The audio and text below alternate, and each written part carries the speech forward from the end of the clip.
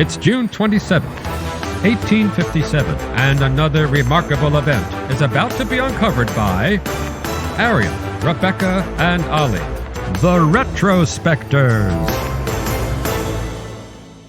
It was today in history in 1857 that two Irish immigrants in rural Ontario, James Donnelly and Patrick Farrell, came to blows in a row over land which left Farrell dead. Par for the course on the rough-and-tumble Canadian frontier, you might think. But this fatal encounter was the start of a 20-year feud which culminated in a massacre that one newspaper from the time called a crime which has no parallel in the history of Canada.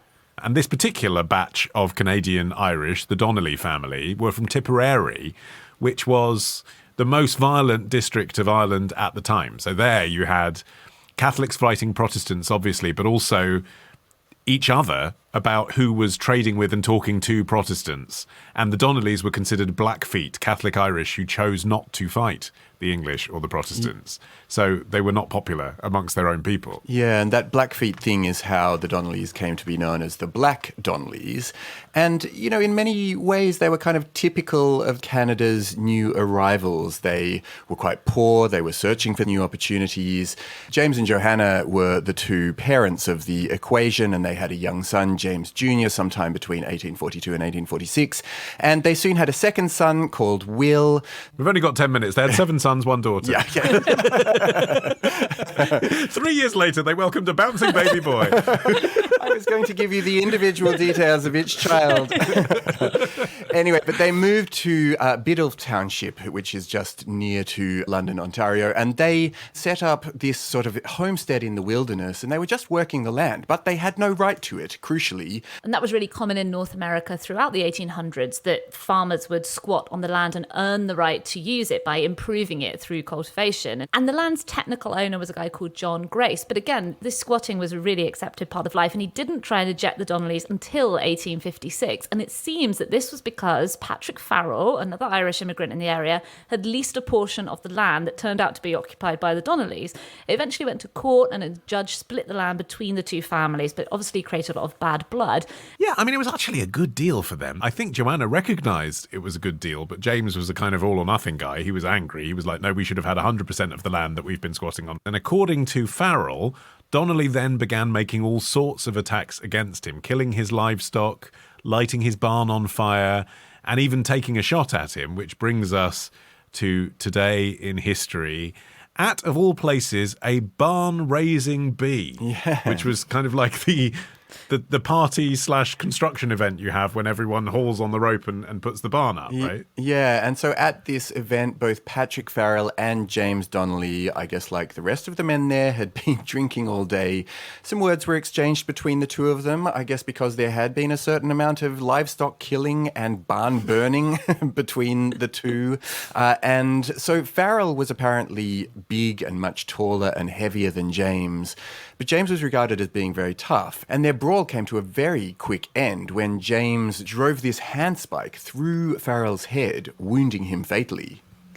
I mean, in Donnelly's defence, accounts from the time do suggest that Farrell was the one who first grabbed a handspike, but he didn't know how to use his handspike like James Donnelly. You know, I mean, he then went into hiding for over a year, although it feels like he was hiding from the law rather than the community, because he was sometimes spotted doing farm work dressed in Joanna's clothes, like not really the most convincing disguise. I mean, he did finally hand himself in. He was initially sentenced to hang, but it was commuted to 7 years in prison.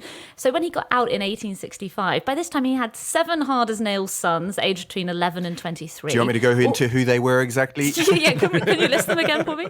Suffice to say, all of them were handy at picking up gnarly agricultural tools. Yeah, they all Throwing had them at people. They all developed reputations as hard-drinking, womanizing wild men. I mean, between this and the barn raising, it's really hard not to think about 7 Brides for 7 Brothers. That's what I'm picturing. They've all got red hair and different brightly coloured outfits in my imagination.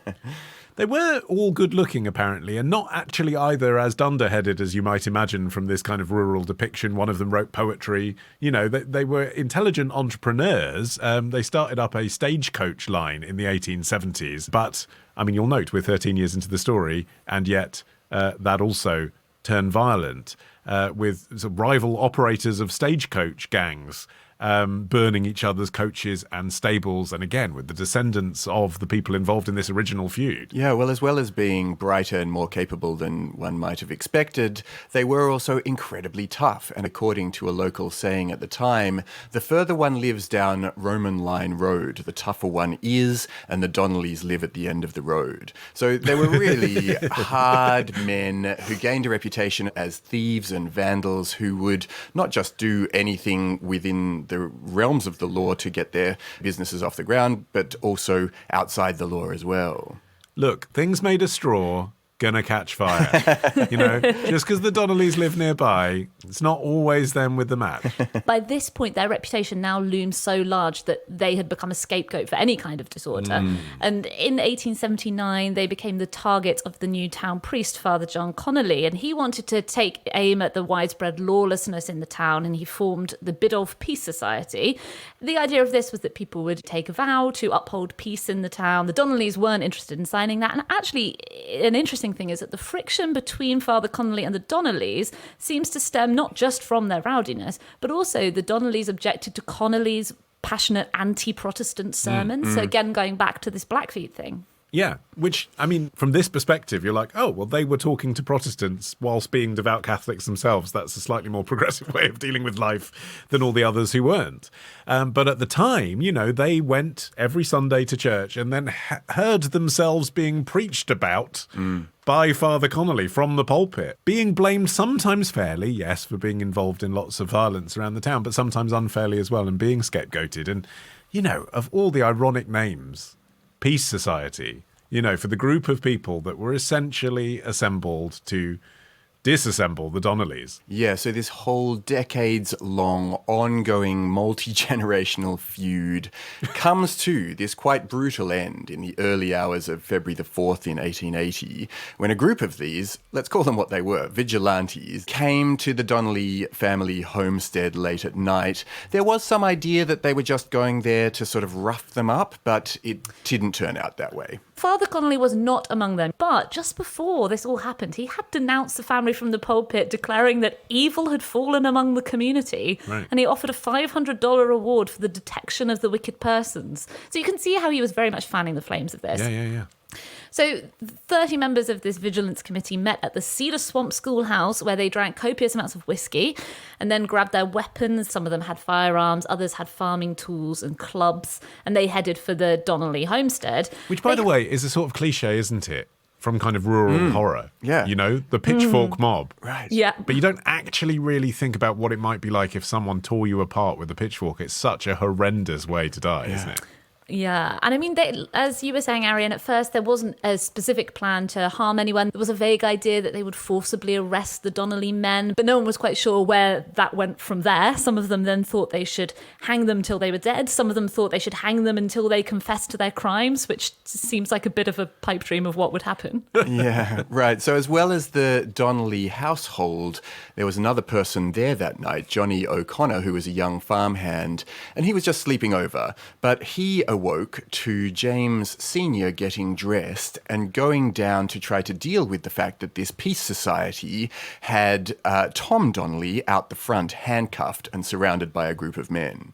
And they claimed that they had a warrant for Tom's arrest. Well, Tom demanded to hear this non-existent warrant, and then all hell broke loose because, of course, they didn't actually have one. The mob stormed in, and soon James, Joanna, Tom, and Bridget, who was the Donnelly's niece, were lying bludgeoned and bleeding. And the mob also killed the family dog to silence its barking. But little did the killers know that Johnny O'Connor had hidden under the bed. He was cowering underneath, and he was a witness to the whole scene. And when he realised that the departing mob had set the bed on fire, the one he was hiding under, he escaped and fled to a nearby farm. The mob itself then went to the nearby house of the family's second son, William. Which was 3 miles away, by the way. Yeah. They had time to cool off. Yeah, They were right. still into some killing when they got there. It's now 2:30 a.m. They started shouting fire from outside, and John Donnelly, who's the brother of William but was staying over there, opened the door and 2 shots rang out. That sort of pretty much just was the end of him. And thinking that they'd murdered William, the mob was just like, all right, cool, let's leave. So that leaves you with 5 Donnellys dead on this one night in 1880. 30, 3 years after the date we're commemorating today in history when this feud began. And Johnny O'Connor had seen the whole thing, but because he was only 12 years old, the court, and there was later a trial, gave no credence to his testimony. You know, everyone knew each other. No one wanted to say that it was these men. Everyone knew who it was. And despite there being 2 trials, no one was ever convicted of killing any of the Donnellys that night. And just a word on the fate of the 3 surviving Donnelly siblings. Unsurprisingly, they moved away. Jenny, who was the one sister, she moved, but she didn't move very far. She moved to Glencoe, which isn't very far away. She married a policeman, though, so she maybe felt like she was safe in the area. William became a constable, of all things, having already been convicted of larceny twice before this massacre. And he spent the rest of his life trying to keep the story in the public eye and get justice for his family's murder. And then Robert, I mean, he was the one who went really off the rails. You know, he remained a petty criminal, then got into arson. He had this weird grudge against the Salvation Army and ended up dying in an asylum. All of which goes to show, if you're going to lease some farmland, get a service agreement. I love a tale with a moral. Tomorrow. As the most extensive talent hunt in the history of show business. Ditch the ads and get a Sunday episode when you join Club Retrospectors. Patreon.com/retrospectors.